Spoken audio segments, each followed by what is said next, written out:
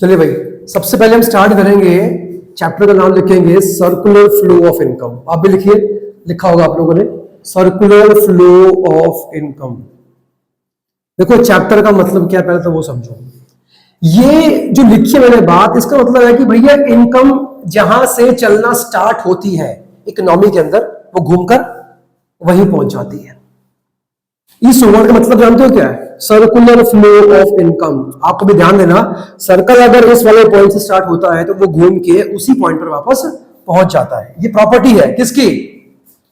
Circle की। तो बिल्कुल सेम वे में इसका भी नाम रखा गया कि इनकम जहां से चलनी स्टार्ट होती है घूम के वहीं पहुंच जाती है। ठीक है ना? ये इसका मतलब हुआ। इसके अंदर आपको क्या पढ़ना है कि आपको सबसे पहले तो टाइप्स ऑफ फ्लोस पढ़ने हैं कि फ्लोस के टाइप्स कितने होते हैं। तो फ्लोस के टाइप्स आपके दो होते हैं। पहला कौन सा होता है? पहला होता है रियल फ्लो, एंड इसके बाद क्या होता है? Money flow. क्या बोला? Real flow and money flow. Real flow का एक और नाम क्या होता है? फिजिकल फ्लो भी कहते हैं उसको, बहुत लोग फिजिकल फ्लो भी कहते हैं। इसका एक और नाम होता है नॉमिनल फ्लो। क्या बोला? नॉमिनल फ्लो, या कई लोग कहते हैं मोनेटरी फ्लो। मोनेटरी फ्लो के नाम से भी इसको लोग जानते हैं। वो क्लियर? इतना आ गया? ठीक है। अब देखो इसके बारे में तो हम बात करेंगे बाद में कि ये फ्लो असल में क्या होते हैं। आपने सिर्फ अभी उसके नाम जान लिए कि फ्लो जो होते हैं वो दो होते हैं। पहला कौन सा हुआ? मनी फ्लो, और एक कौन सा हुआ? Real flow. आप चाहे उसको पहले बोलो उसको बाद में बोलो, कोई दिक्कत नहीं। ठीक है। अब इससे पहले कि हम आगे बढ़े, हमको ये बात मालूम होना चाहिए कि इकोनॉमिक्स में सेक्टर्स कितने होते हैं। आपने पढ़े होंगे कभी, 3 तरह के होते हैं। पहला प्राइमरी, सेकेंडरी, टर्शरी। लेकिन आपके इस बुक के अंदर आपको ये तीनों सेक्टर कहीं पर भी नहीं मिलने वाले। सेक्टर्स के बारे में हम लोग पढ़ने वाले हैं, लेकिन सेक्टर आपके 3 तरह के नहीं 4 टाइप के होंगे जिसका हमको जिक्र करना है। पहला कौन सा होगा? आपकी बुक में लिखा होगा house hold sector. House hold sector. इसके बाद लिखा होगा फर्म। फर्म का मतलब क्या होता है? Business sector. बिजनेस सेक्टर की बात होती है इसके अंदर। थर्ड इज गवर्नमेंट, नहीं, third is what? Government. Fourth one is rest of the world, या एक्सटर्नल सेक्टर भी कहते हैं। एक्सटर्नल सेक्टर भी कहते हैं। अब आपके मन में एक सवाल आएगा कि सर जो फिर सेक्टर्स हमने पढ़े थे, प्राइमरी, सेकेंडरी और टर्शरी, वो क्या है? अगर सेक्टर ये होते हैं तो फिर वो बाकी 3 क्या थे? आप बताओ क्या आंसर है इसका? चलो ठीक है, जो आपने पढ़ा था मैं उसी के बारे में आपसे बात कर लेता हूं। प्राइमरी सेक्टर, सेकेंडरी सेक्टर, और क्या था? Tertiary sector. वो क्लियर होगा? इसमें और इसमें क्या फर्क है? Both are sectors. डिफरेंस क्या होगा इनके बीच में? कुछ भी आइडियाज के बारे में? ये तीनों सेक्टर प्रोडक्शन के लिए जाने जाते हैं of goods and services. Primary का नाम क्या था? Agricultural sector. इसके अंदर क्या बनता है? एग्रीकल्चरल गुड्स बनते हैं। क्या होते हैं? बोलो, प्रोडक्शन होता है। इसमें क्या था? सेकेंडरी में रॉ मटेरियल्स को फाइनल गुड्स में कन्वर्ट करते हैं। इसका एक नाम क्या था? इंडस्ट्रियल सेक्टर या मैन्युफैक्चरिंग सेक्टर। पता की होती है, इसमें भी कुछ ना कुछ बनता ही तो है। और लास्ट में क्या था? Tertiary means service sector. इसमें क्या बनती है? Services, banking, insurance, warehousing, advertising, transportation, communication. These all are the examples of what? Tertiary sectors. आपने ध्यान दिया? तीनों सेक्टर्स में एक कॉमन बात क्या हो रही है? गुड्स एंड सर्विसेज का प्रोडक्शन चल रहा है। तो फिर ये क्या होते होंगे? सर ये कंजम्पशन के बेस पर बने हैं। जो सेक्टर्स किसी भी गुड्स या सर्विसेज को क्या करता है? बोलो, प्रोड्यूस करता है। ये चारों सेक्टर उसे कंज्यूम करते हैं। बात समझ नहीं आ रही? तो आपको पूरे सिलेबस के अंदर प्राइमरी, सेकेंडरी, टर्शरी के बारे में हम लोग बात नहीं करेंगे। हम बात करेंगे on the basis of the consumption. आपके सेक्टर 4 तरह के होते हैं। अब सवाल नंबर 1 आता है कि बताओ जरा एक बार, हाउस होल्ड का काम क्या होता है? अच्छा, हाउस होल्ड है कौन? जैसे आप और मैं, because we use goods and services. हम यूज करते हैं पर्सनल जो कामों के लिए। अब मुझे आपसे बात जाननी है कि हाउस होल्ड का रोल क्या है। सर ये डिमांड करते हैं फॉर गुड्स एंड सर्विसेज। कहने का मतलब अगर ये सेक्टर नहीं होगा तो सर बिजनेस आपका चलेगा ही नहीं। क्यों? आप बिजनेस क्यों कर रहे हो? प्रॉफिट कमाने के लिए। प्रॉफिट आपके पास कब आएगा? जब आपका सामान बिकेगा। वो कब बिकेगा? जब कंज्यूमर डिमांड करेगा। और जब मैंने कंज्यूमर बोला तो मैं किसकी बात कर रहा हूं? हाउस होल्ड की बात कर रहा हूं। ये वो सेक्टर है जो बिजनेस नहीं करता। क्या करता है? कंजम्पशन करता है गुड्स एंड सर्विसेज का। जैसे कि आप और मैं, आपके पापा मम्मी, हम सब जो है, we all are the examples of household sector. बात समझ में आ रही है? नेक्स्ट पढ़ना क्या लिखा है? फर्म्स क्या होती हैं? फर्म क्या करती हैं? अच्छा, तो किसके लिए करती हैं? हाउस होल्ड के लिए, गवर्नमेंट के लिए और एक्सटर्नल फैक्टर्स के लिए। क्या फर्म जो भी गुड्स एंड सर्विसेज को जो भी करती है प्रोड्यूस, क्या उसे एक्सपोर्ट इंपोर्ट नहीं करती? और एक्सपोर्ट इंपोर्ट करने के लिए आपको एक्सटर्नल सेक्टर चाहिए। मतलब क्या है इसका? सर आपके देश का बाहर का जो भी हिस्सा है ना, वो किसमें आता है? बोलो, एक्सटर्नल सेक्टर में या फिर रेस्ट ऑफ दी वर्ल्ड में आता है। अगर कोई फर्म कोई भी गुड्स को आप बनाती है और उसे यूएसए यूके एक्सपोर्ट करती है, so it's a part of rest of the world. नहीं, डिमांड यहां से भी आती है, डिमांड यहां से भी आती है और डिमांड यहां से भी आती है। बात में आई नहीं आई? यस बिल्कुल। ये पढ़ने क्या लिखा है? गवर्नमेंट का काम क्या है? सरकार क्यों होती है बीच में? ताकि इसको और इसको रेगुलेट कर सके, इनके लिए लॉस बना सके। अगर दो मिनट के लिए मानो के बीच में गवर्नमेंट ही नहीं है, क्या होगा? क्या होगा? हाउस होल्ड कंट्रोल से बाहर हो जाएगा। सारे के सारे कौन से काम चलेंगे? इलीगल एक्टिविटीज होंगी। अच्छा, ये तो फिर भैया फैल जाएंगी मार्केट के अंदर। कैसे? मनचाहा रेट लगाएंगी हर चीज का, एक्सप्लॉइट करेंगी, बातों का मिसयूज करेंगी। नहीं है, एम्प्लॉइज को काम लेंगी उनसे क्या ज्यादा, लेकिन पैसे कम देंगी। तो जितने भी लॉ बनते हैं वो कौन बनाती है? गवर्नमेंट। इसलिए गवर्नमेंट का इकोनॉमी के अंदर होना जरूरी है। बात समझ नहीं आई? लास्ट में क्या लिखा है? इसके बारे में मैंने अभी आपसे बात करी थी कि अगर एक्सटर्नल फैक्टर है तो क्या हो पाएगा? आपके देश का इंटरनेशनल ट्रेड हो पाता है, आपका इंटरनेशनल बिजनेस हो पाता है। वो करने के लिए आपके पास रेस्ट ऑफ द वर्ल्ड होना जरूरी है। अब सवाल ये आता है कि सर इसमें क्या क्या आएगा? इसमें रेस्ट ऑफ द वर्ल्ड में हम क्या लें? आप दो मुझे आंसर, हम क्या लें इसके अंदर? इंडिया को छोड़कर बाहर का जो भी हिस्सा है, चाहे वो आपके ओशियंस है, आपके रिवर्स है, कुछ भी है, वो कॉन्टिनेंट है, वो कंट्रीज है, they all are the part of rest of the world.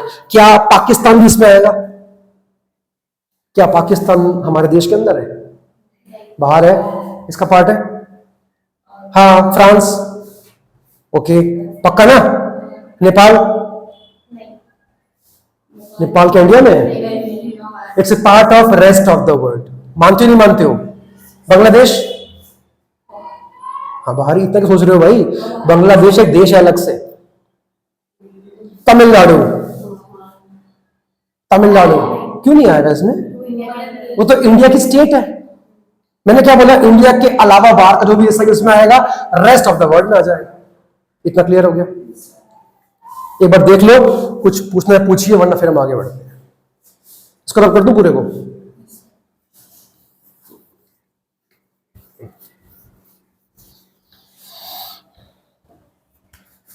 House hold sector का मीनिंग लिख रहा हूं, आप भी नोट करिए।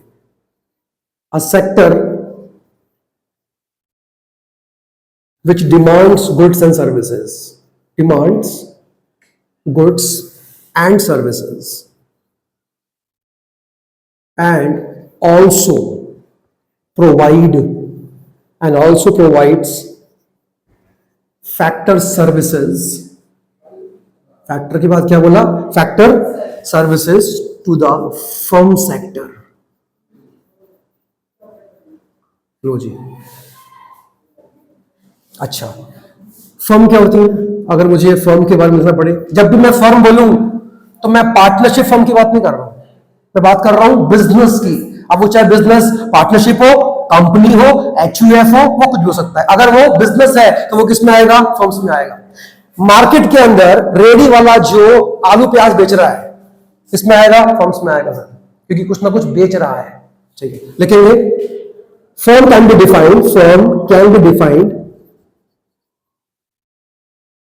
as a business sector, as a business sector which produces goods and services for the consumption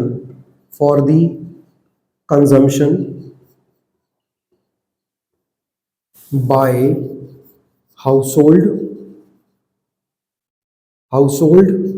comma, government and rest of the world। इसके बाद हम बात करेंगे गवर्नमेंट के बारे में, सरकार के बारे में। काम क्या है इसका? Government is that part of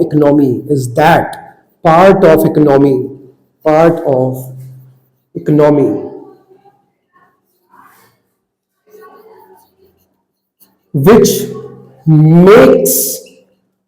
which makes rules and regulations, comma, bylaws for firm and household।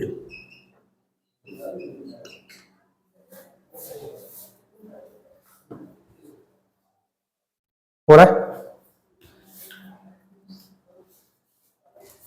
बढ़िया आगे। अच्छा, रेस्ट ऑफ द वर्ल्ड का काम क्या होता है भैया? सेक्टर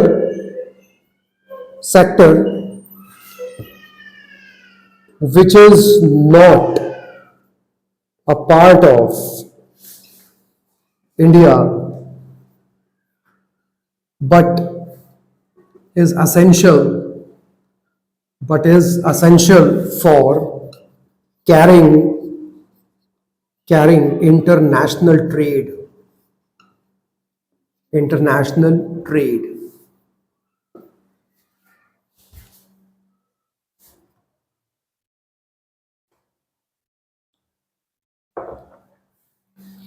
मैं आपसे जब भी बोलूं इंटरनेशनल ट्रेड, मैं किसकी बात कर रहा हूं? एक्सपोर्ट्स एंड इंपोर्ट्स की।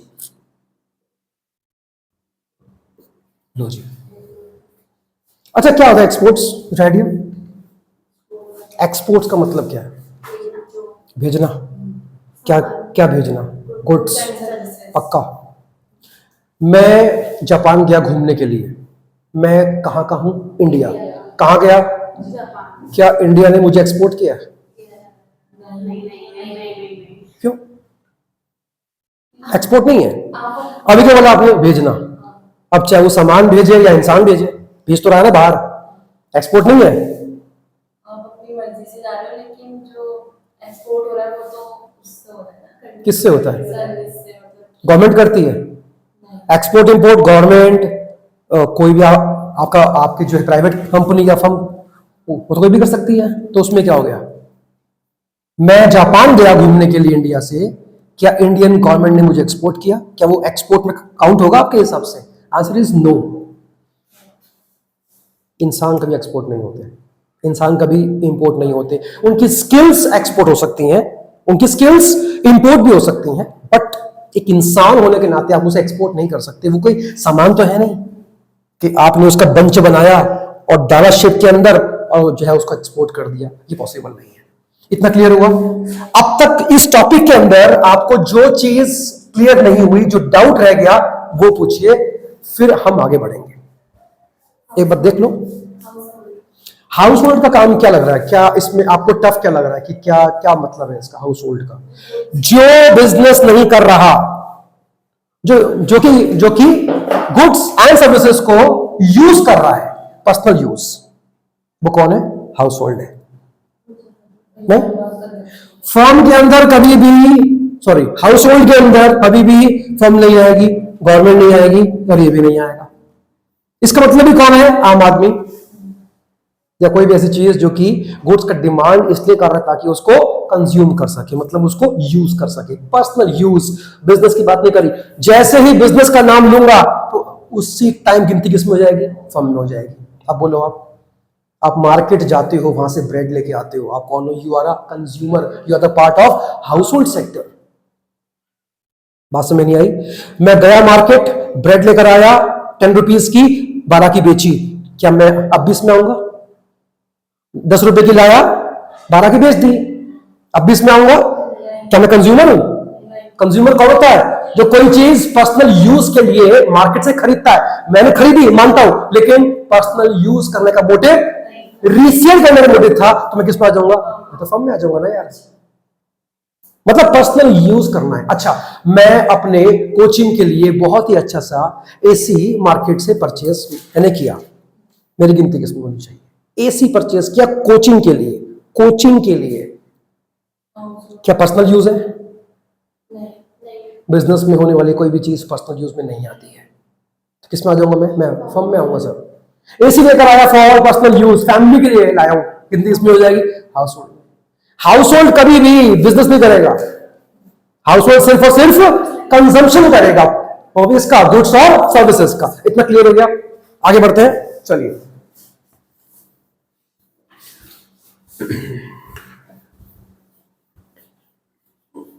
देखिएगा, हालांकि हमारे पास सेक्टर 4 है, हाउस होल्ड है, फर्म है, और क्या था? गवर्नमेंट है, और रेस्ट ऑफ द वर्ल्ड है। बट आपके सिलेबस में ये दो नहीं है। आपके सिलेबस में सिर्फ हाउस होल्ड और फर्म का जिक्र होगा। यहां पे लिखा हुआ है, आप एक बार चेक कर सकते हैं, only house hold and firm. हालांकि सेक्टर 4 होते हैं, लेकिन गवर्नमेंट का और रेस्ट ऑफ द वर्ल्ड के बारे में हम आपके अभी के सिलेबस में हम लोग स्टडी नहीं करने वाले। मैंने ये नहीं बोला कि ये कभी नहीं आएगा, ये बीकॉम के अंदर आएगा, फर्स्ट ईयर के अंदर आएगा, वहां पढ़ना है आपको। लेकिन जो अभी आपका सिलेबस है वो सिर्फ और सिर्फ हाउस होल्ड और फर्म तक ही सीमित है। बात समझ में आई? ठीक है, आगे बढ़ते हैं। देखिएगा, अब मैं बात करूंगा आपसे अबाउट रियल फ्लो के बारे में। आइए लिखेंगे meaning of real flow. Real flow का एक और नाम क्या था? फिजिकल फ्लो भी कहते हैं, फिजिकल फ्लो। अब असल में यह है क्या? लिखेंगे, real flow can be defined, real flow can be defined as a flow of goods and services. क्या बोला? Goods and services from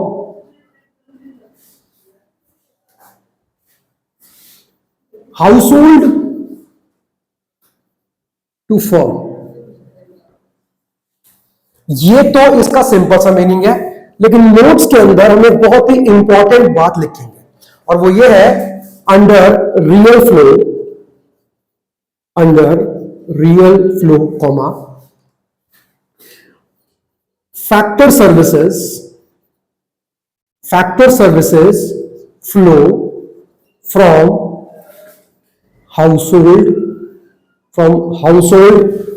to firms, and the corresponding flow of goods and services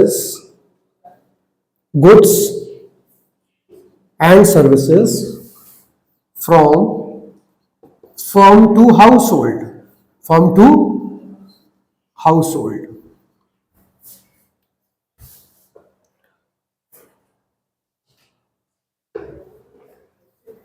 लिखा? आइए एक बार हम लोग इसको जो है चेक करते हैं कि लिखा क्या आपने। हाँ जी, देखो, एक बात मेरी ना ध्यान रखना हमेशा, जब भी मैं आपसे रियल फ्लो की बात करूंगा तो मैं आपसे किसकी बात कर रहा हूँ? फिजिकल फ्लो की। पक्की बात है, कहीं पर भी पैसों का जिक्र नहीं होगा। आपका सिलेबस गवर्नमेंट का जिक्र नहीं करेगा, और ना ही बोलो किसका, रेस्ट ऑफ द वर्ल्ड का जिक्र नहीं करेगा। इसका मतलब है कि जो फ्लो चल रहा है ये दो तरह के सेक्टर्स के बीच में हो रहा है। कौन कौन? एक तो हाउस होल्ड और एक कौन है? फर्म है। हाउस होल्ड और फर्म के बीच में फ्लो क्या हो रहा है? Goods and services. क्या बोला? Goods and services. जरा पढ़ो, इसमें आपका लिखा क्या है? Under the real flow factor services. अभी ये क्या होती है इसके बारे में आपसे बात करूंगा। Factor services flow from household to firms and the corresponding flow of goods and services from firm to household. पूरी कहानी का मतलब समझो। अगर ये क्वेश्चन आपके एग्जाम में आता है तो आपको डायग्राम का सहारा लेना पड़ेगा। क्या सुनना, क्या लिखा, हाउस होल्ड, ये पहला सेक्टर, दूसरा क्या होना चाहिए, फर्म्स, मतलब बिजनेस सेक्टर। ठीक है, हाउस होल्ड फर्म को क्या देता है, फैक्टर सर्विसेज। क्या देगा, फैक्टर सर्विसेज। अभी हम बात करेंगे। फैक्टर सर्विसेज बेसिकली आपकी 4 तरह की होती हैं, land, labour, capital and enterprise. ये तो होती है इंटरप्राइज। 4 तरह की हो गई। और उसके बदले में भी फर्म कुछ इनको देगी, उसका नाम होगा गुड्स एंड सर्विसेज। और चेक करना अपनी बुक्स में भी यही बात लिखी होगी, गुड्स एंड सर्विसेज।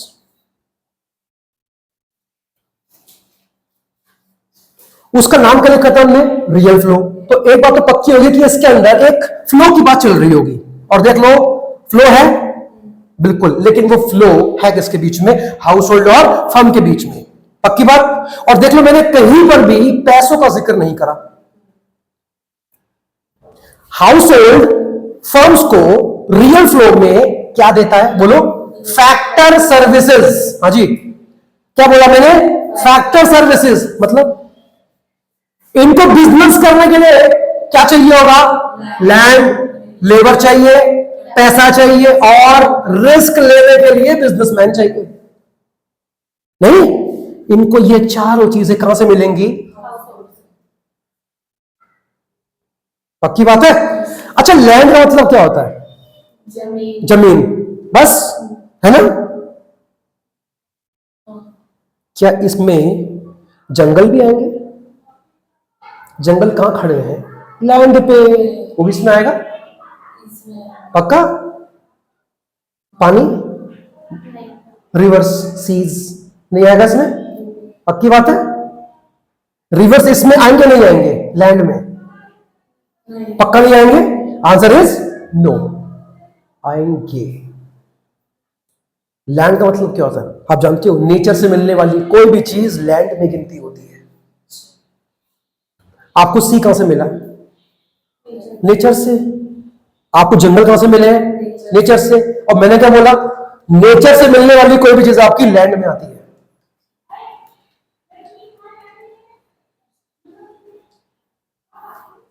ठीक है। ये लेबर क्या होती है, लेबर, काम करने वाले लोग। कौन देगा, हाउस होल्ड से मिलेगा ना इनको काम करने के लिए। ये क्या होता है, ये मतलब बिजनेस करने के लिए आपको क्या चाहिए, पैसा चाहिए, जिसका अकाउंट्स के अंदर नाम क्या होता है, कैपिटल।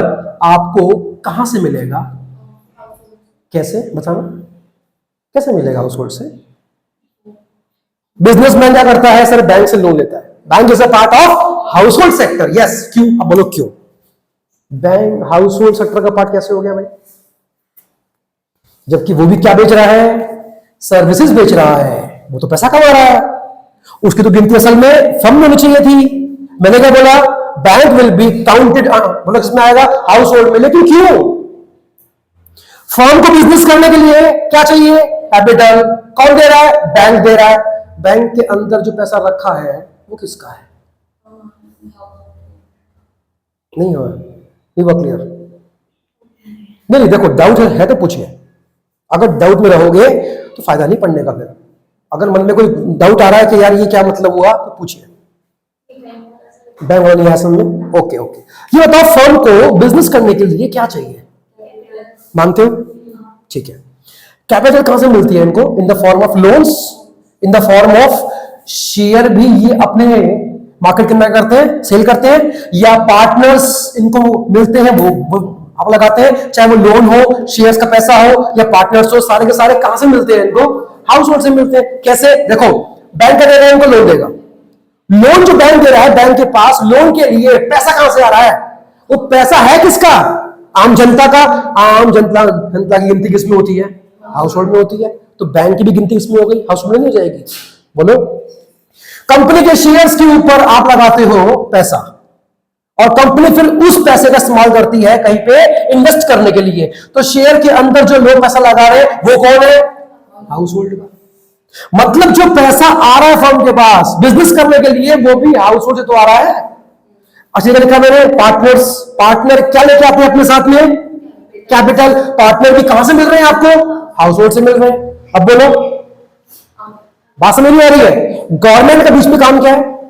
गवर्नमेंट सर इससे भी टैक्स लेती है और इससे भी लेती है। गवर्नमेंट इसके लिए और इसके लिए रूल्स बनाती है। आगे बढ़ सकते हैं? ठीक है, पढ़ना क्या लिखा है? इंटरप्राइज कहते हैं, या इसके लिए एक और वर्ड होता है, वो क्या होता है? एंटरप्रेन्योरशिप होता है। इसका मतलब बताओ होता क्या है? बिजनेस करने के लिए आपको क्या चाहिए? बिजनेसमैन। और वो कहां से मिलेगा आपको? देखो आप मेरी बात सुनना। आपने मुकेश अंबानी का नाम सुना है? बताना कौन है? इंडिया का सबसे रईस आदमी। पक्की बात है? मुकेश अंबानी की जो कंपनी है उसका नाम बताओ। रिलायंस। श्योर है आप? रिलायंस और मुकेश अंबानी किस में आते हैं? मुकेश अंबानी किस में आएगा? क्यों? क्योंकि वो उस कंपनी का ओनर है ना। क्योंकि सर बिजनेसमैन चाहिए बिजनेस को, जो पैसा लगाए, रिस्क ले। कौन था? मुकेश अंबानी। इसमें आएगा। उसकी जो कंपनी का नाम ले रिलायंस, वो किसमें आएगी? वो फर्म में आएगी। सर आप समझो इस चीज को। मतलब बिजनेस को भी पैसा लगाने के लिए कौन चाहिए होता है? बिजनेसमैन चाहिए होता है, और वो बिजनेसमैन उनको हाउस होल्ड से मिलता है। डाउट? रिलायंस जो कंपनी के शेयर्स पे क्या बहुत लोगों ने आपके हिसाब से पैसा लगा रखा होगा? हाँ। वो सब लोग कौन है? Share holders. कहां से आए? और जब उन्होंने कंपनी के शेयर्स पर पैसा लगाया तो कंपनी को क्या मिला?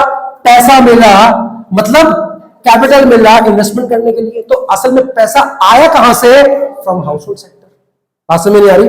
कहने का मतलब क्या वो समझो। अगर इकोनॉमी में हाउस होल्ड नहीं तो बेटा फर्म कोई काम नहीं कर सकती। इनको जमीन, मैन पावर, कैपिटल और एंटरप्रेन्योरशिप कहां से मिलने वाला है? फ्रॉम हाउस होल्ड से ही मिलने वाला है।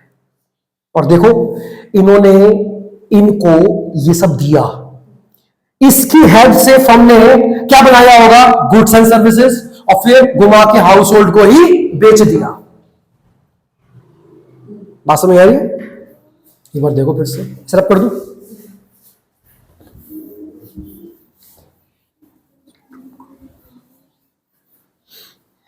देखिएगा मीनिंग ऑफ मनी फ्लो। अच्छा, मनी फ्लो का एक और नाम क्या था? नॉमिनल भी कहते हैं मेरे ख्याल से। नॉमिनल फ्लो या मॉनेटरी फ्लो। नाम तो बहुत सारे हो गए इसके।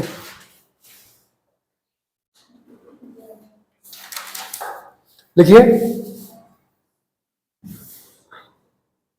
Money flow can be defined, money flow can be, क्या बोला? Defined as a flow of factor payment, not service. लिखा होगा देख लो। Factor payments from firm to household and the corresponding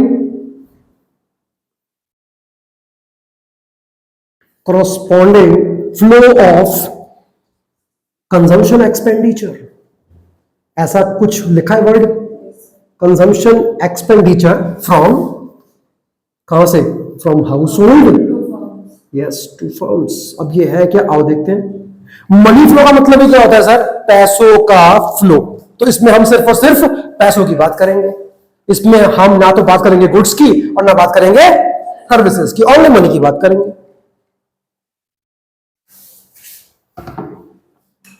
again same house hold sector, और यहां के बनना चाहिए फर्म्स। बनाइए।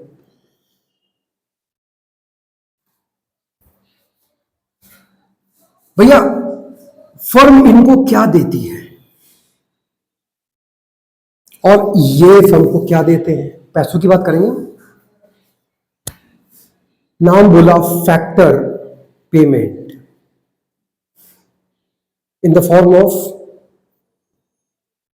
रेंट, वेजेस, इंटरेस्ट और प्रॉफिट। लो जी, ये क्या करते हैं पेमेंट? Consumption expenditure. क्या बोला? Consumption expenditure. दूसरे वर्ड्स में कहें तो payment for goods and services.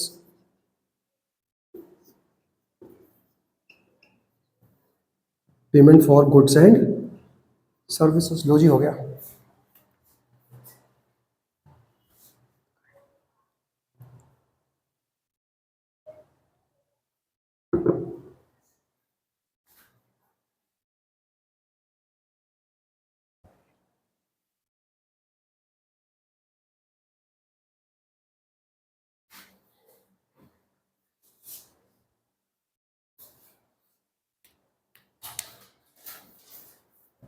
बात करें, चलिए। हाँ जी, अभी जो आपके सामने एक फ्लो आपको दिखाई पड़ रहा है, आपको पता है उसका नाम क्या है? Money flow. ये उसका नाम क्यों पड़ा होगा मनी फ्लो? क्योंकि इसमें सिर्फ और सिर्फ फ्लो किसका होगा? मनी का।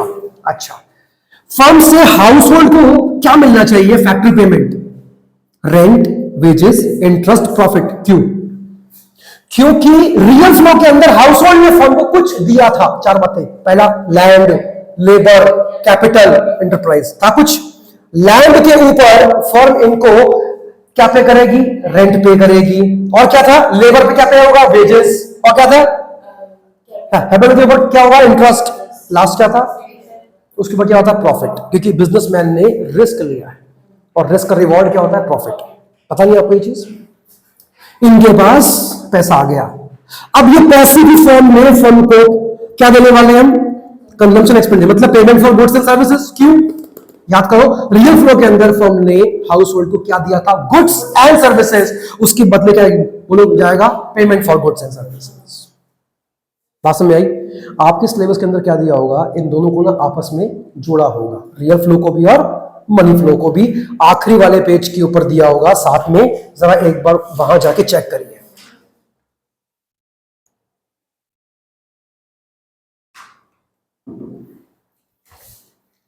हो गया? आगे बढ़े, इसे रब कर रहा हूं।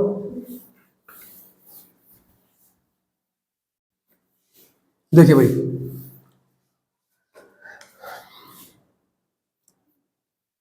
Stock and flow variables. Stock, पहले हम बात करेंगे स्टॉक वेरिएबल्स की। कभी कभी इसका नाम सुना है आप लोगों ने? स्टॉक एंड फ्लो वेरिएबल्स का बुक में है, होगा। लिखेंगे इसका meaning. Stock variable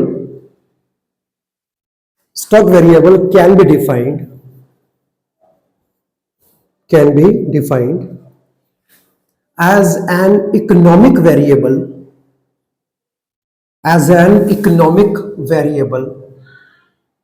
which is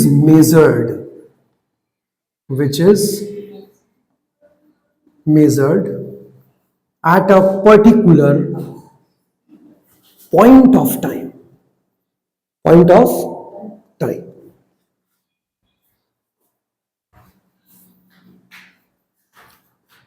for example, अगर हम इसमें लेंगे आपका एग्जाम्पल, जैसे कि कैपिटल। क्या बोला? Capital. National savings, wealth, etcetera. इसमें जो मेन बात है वो क्या है? पॉइंट ऑफ टाइम है। इसमें क्या है? Point of time. यही बात आपको ध्यान रखनी है हमेशा, आपसे गलती रही होगी। ठीक है, अब बात करेंगे फ्लो वेरिएबल की। अभी मैं ठीक है ना, अभी मैं आपको इस पे दूंगा एग्जांपल, इसका मतलब क्या होता है। What is flow variable? लगभग सेम लाइन है, एक फर्क है बस। लिखेंगे flow variable, yes, can be defined as an economic variable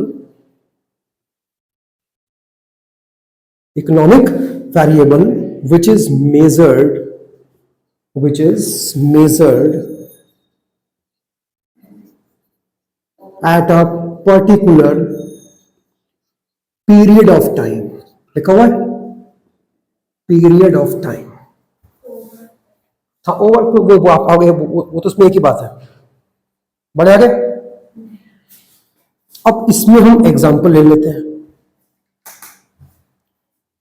जैसे कि सेविंग्स, कॉमा इन्वेस्टमेंट,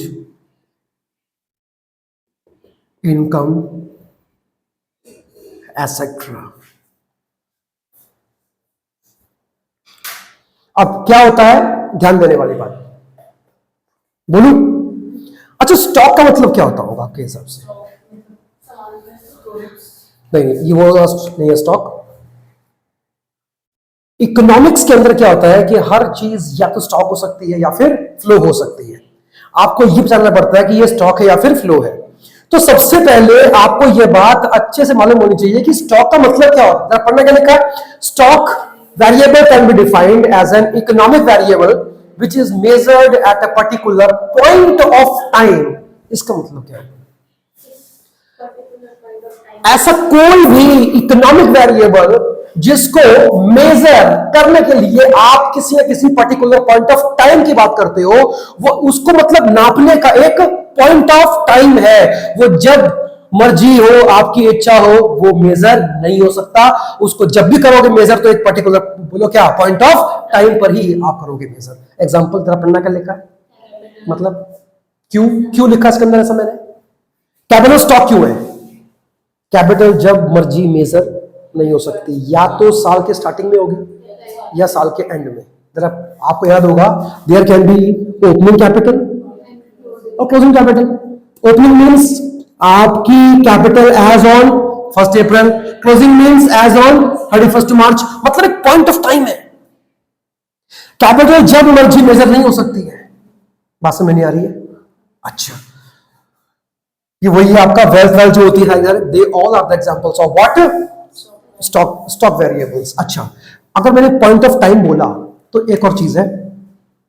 अगर मैं बोलूं आपकी सेविंग्स, क्या बोला? एज ऑन 31 मार्च। अब ये स्टॉक है या फ्लो है? सिर्फ क्या लिखा हो सेविंग का, वो क्या है? फ्लो है।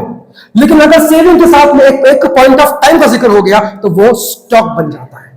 मतलब कोई भी इकोनॉमिक वेरिएबल आपका स्टॉक बन जाएगा अगर उसके सामने या उसके इर्द गिर्द कहीं पर भी पॉइंट ऑफ टाइम का जिक्र हो गया। नहीं है? सिर्फ लिखा है डेप्रिसिएशन, स्टॉक है फ्लो है? फ्लो कैसे है? डेप्रिसिएशन कैन बी मेजर्ड 1 महीने का, 3 महीने का, 6 महीने का, नहीं होता 1 साल का। याद करो, हाँ या ना? लेकिन अगर लिखा होता डेप्रिसिएशन आपका 30 अप्रैल तक का हमको लगाना है एक पर्टिकुलर प्लांट के ऊपर, तो सर अभी ये स्टॉक बन चुका है क्योंकि एक पॉइंट ऑफ टाइम का जिक्र हो गया है। बात समझ नहीं आ रही? अच्छा, ये बताओ कि आप इसमें आपका डिमांड क्या होती है? स्टॉक है फ्लो? आपको क्या लगता है? डिमांड, सिर्फ डिमांड लिखा हुआ है।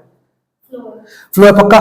सर फ्लो है, लेकिन अगर मैं डिमांड के साथ में टाइम मेंशन करता तो वो क्या बन जाता? वो स्टॉक बन जाता। नहीं, दिल्ली में क्या बोला? दिल्ली में सन 2011 में करीबन 1000 नए फ्लैट को कंस्ट्रक्ट किया गया। स्टॉक है फ्लो है? पक्का स्टॉक है। क्यों? Point of wrong answer. Point तो नहीं है सर। 2011 एक साल है जिसमें 12 महीने हैं। कौन सा महीना, कौन सा दिन, उसकी बात थोड़ी ना हो रही है। सिर्फ साल अगर आपने लिख के छोड़ दिया तो वो स्टॉक नहीं बन जाएगा। ये अभी भी क्या है? ये फ्लो ही है। आपने कई बार ध्यान दिया होगा। अच्छा, ये बताओ, बैलेंस शीट में आने वाली हर चीज स्टॉक है या फ्लो है? कैसे? क्योंकि बैलेंस शीट के ऊपर लिखा होता है एज ऑन 31 मार्च। एक पॉइंट ऑफ टाइम की बात हो रही है। उसमें लिखा था आपका आउटस्टैंडिंग सैलरी लिखा हुआ था। स्टॉक है फ्लो है? बैलेंस शीट की लायबिलिटीज हेड में लिखा हुआ था आउटस्टैंडिंग सैलरी। सवाल है स्टॉक है फ्लो है? अरे आंख बंद करके स्टॉक है। क्यों? क्योंकि बैलेंस शीट में लिखी हुई है और बैलेंस शीट हमेशा एक पर्टिकुलर डेट पर होती है। ये समझ आया? सिर्फ लिखा होता आउटस्टैंडिंग सैलरी, डेट मेंशन नहीं है। अब बोलो, अभी फ्लो है। अच्छा, सिर्फ सैलरी लिखा हुआ है, अब बोलो सैलरी, अगेन फ्लो है। टाइम दिया होगा तो ये स्टॉक बन जाएगा सर, डाउट किसी को? नाउ क्या होता है फ्लो वेरिएबल? सर ऐसी कोई भी चीज जिसको मेजर करने का कोई पॉइंट ऑफ टाइम नहीं है, वो जब मर्जी मेजर हो सकती है। आपके सामने लिखे एग्जाम्पल पढ़ना क्या लिखा है, आपकी सेविंग्स है, आपकी इन्वेस्टमेंट्स है, आपकी इनकम है, डिमांड है, मतलब एक्स वाई जेड कोई भी चीज अगर उसके सामने टाइम मेंशन, और हाँ एक बात ध्यान रखना, कैपिटल के सामने चाहे टाइम लिखा हो या ना लिखा हो सर, वो हमेशा स्टॉक ही होती है। नेशनल सेविंग हमेशा स्टॉक में आती है। अच्छा बताओ जीडीपी किस में आता है? स्टॉक फ्लो, पक्का? क्या होता है जीडीपी? सर एक साल के अंदर बनने वाले सारे के सारे गुड्स एंड सर्विसेज का सम, हाँ या ना? एक साल के अंदर बनने वाले, एक साल में 12 महीने होते हैं, 30 दिन में, हर महीने के अंदर किस टाइम की बात कर रहे हो sir? GDP is always your flow concept, ध्यान रखना। क्या बोला? बताओ क्यों? किस मंथ में ज्यादा बने गुड्स, किस मंथ में किस डेट पे बने होंगे, वो तो आपने पूरे साल का जोड़ दिया। नहीं हुआ clear? It is a stock concept. What is national income? Stock है, फ्लो है? नेशनल इनकम सर 12 महीने का जोड़ है। Again flow concept, no confusion. कोई डाउट किसी को इसमें? एक बार देखिए, हो गया? Chapter is over.